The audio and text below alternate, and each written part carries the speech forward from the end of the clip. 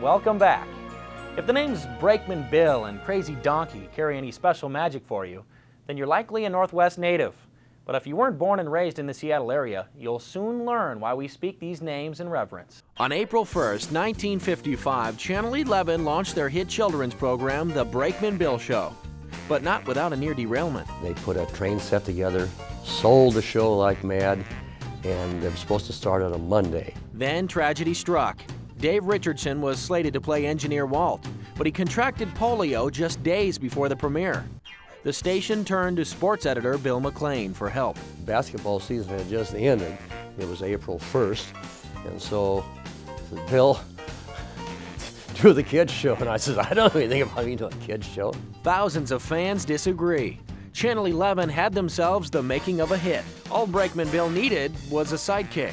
And one of the ladies upstairs, one of the secretaries, made a sock puppet. That was the Crazy Donkey. Anyway, we got so worried my ear flopped over. Yeah. The voice and unique personality was provided by booth announcer Warren Reed, who was a marvelous imitator of voices on movie stars. A wonderful, wonderful man. He'll be truly missed. With little preparation, Warren Reed created a character that children of the Northwest will never forget.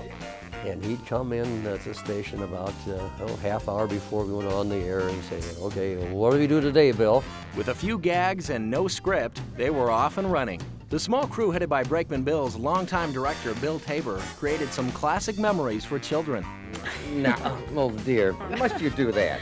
What nice things can we say about Brakeman Bill? Day I would come home, watch the television set, and there he was, big and magnificent. They found their biggest fans in some unusual places. Up at Morton was a logging camp, and the fraternities watched our show. For early children's shows, selling products helped pay the bills, but some items didn't make the cut. We had one product called Fizzies. It was like an Alka-Seltzer tablet flavored with cherry and strawberry and orange, and it was the foulest stuff. The shows were packed with laughs and cartoons, but in between there were some important lessons. There was a message going on all the time.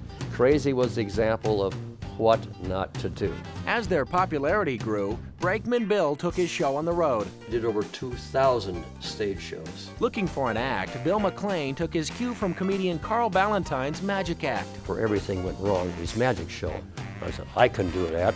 He adapted the routine for a younger audience, and it was a hit. Raised a lot of money for the PTA, had a lot of fun. Finally, after 20 years, the Brakeman Bill Show drew to an end. We had quite a movement in the United States that said that children's entertainers were selling products, and it wasn't right they do live commercials and influence children. Pressure was put on broadcasters to stop the host from selling products, and programs such as Brakeman Bill's were no longer cost-effective. At that time, they didn't need us anymore. It's kind of a sad occasion. For last time, Brakeman Bill saying bye-bye. On April 1st, 1975, Brakeman Bill gave his final farewell. The program was very popular. We did 5,000 performances, 5,000 plus performances. Brakeman Bill is as popular as ever. Last month, he made an appearance in the annual Daffodil Parade, and hundreds were calling out his name. They may have been adults, but you could hear some childlike excitement in their voices.